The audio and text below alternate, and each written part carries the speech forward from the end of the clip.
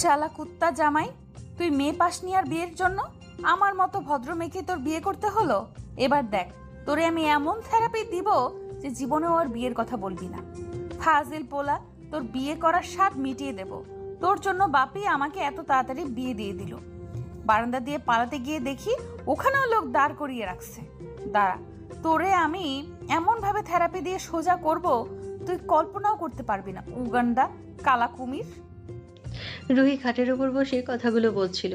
মুগ্ধ হাঁ করে রুহির মুখের দিকে তাকিয়ে আছে। রুহি এবার আরও রেগে গেছে মুগ্ধর চুপ করে থাকাতে। রুহি বিছানার থেকে উঠে মুগ্ধর সামনে দাঁড়ালো আর মুগ্ধর মাথার পাগড়িটা নিয়ে এক আছাড় দিল। ফাজিল পোলা, আমার সাথে মস্করা করস? কথা কি মুখে আসে না তো, নাকি তেলাপোকা থেরাপি দিব তোকে? আপনি এসব কি বলছেন? আমার তো মাথায় কিছুই ঢুকছে না। আর এভাবে কথা বলছেন কেন? তোর মাথায় এখন থেকে এটা ঢুকিয়ে নে যে প্রথমত, 1, আমাকে টাচ করা যাবে না। 2, আমার কোনো কাজে বাধা দেওয়া যাবে না। 3, আমার সব দুষ্টুমিতে আমাকে সহ্য করতে হবে, সাহায্য করতে হবে। 4, পড়াশোনা আমার মাথায় ঢোকে না, এইটা আর করতেও চাই না আমি এইসব। আর একটা কথা, এদিক ওদিক করলে তুই বুঝবি রুহি চৌধুরী কি জিনিস। আমার তো সুন্দর দুষ্টুমি ভরা জীবনটাকে এভাবে বন্দি জীবন করবে ভেবেছিলি? কিন্তু আমি সেটা দাঁড়িয়ে দাঁড়িয়ে দেখবো, সেটা ভাবলি কি করে? এইসব কথা খুব সুন্দর করে তোর মাথায় ঢুকিয়ে নে। আর আমি ঘুমাতে খুব ভালোবাসি, আমার ঘুমের ডিস্টার্ব হলে তোরে আর বাঁচিয়ে রাখবো না। মুগ্ধ একগাল হেসে ওর জামা কাপড় নিয়ে ওয়াশরুমে চলে গেল। আর রুহি বিছানায় 4 হাত পা ছড়িয়ে ঠাস করে শুয়ে পড়লো।